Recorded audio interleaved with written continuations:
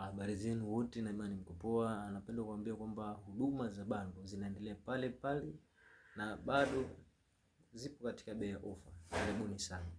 Kwa wale watumiaji wa Yas, Halotel, Vodacom pamoja na Airtel, tunawaambia kwamba bando zipo. Mimi nitashangaa wewe ambaye mpaka leo unanunua GB moja kwa shilingi 2100. Wenzio huko wananunua GB moja sawa na shilingi 1800. Wengine wananunua sasa 1200, wengine ni sasa wa shilingi 1000 kutokana na aina ya mtandao wanaotumia. Kwa mtandao wa Halotel unapata GB 3 kwa shilingi 4000, na GB 5 kwa shilingi 6000, na GB 10 unajipatia kwa shilingi 12000.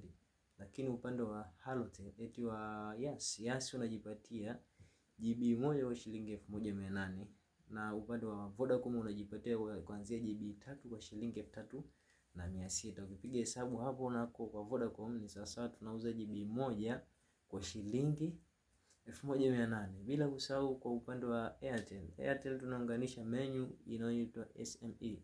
Menu hiyo una uwezo kupata vifurushi vya bei nafuu. Kwa mfano unajipatia GB 7 kwa shilingi 10000 kwa upande wa Airtel. Cha ziada cha kuongezea, napenda tu kuambia bando hizi ni za uhakika na za kudumu kwa muda mrefu zaidi. Si bando ambao unaongea GB 5 zinakaa siku moja, siku mbili, siku tatu. Hapana. Bando hizi zinakaa kwa muda wa miezi miwili hadi mwezi mmoja, na za mwisho kabisa ambazo za muda mfupi ni wiki mbili, ambazo sana siku 14. Hizo ndo bando zinakaa kwa muda mfupi zaidi.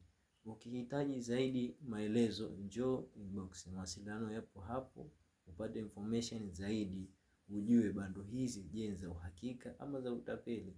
Napenda kuambia kuna watu mpaka leo hii bado wanahisi huduma hizi za utapeli. Naambia mambo siku hizi yanaenda digital. So join box nikueleweshe zaidi. Kama unafahamu zaidi kuhusiana bando, njoo, fursa zipo.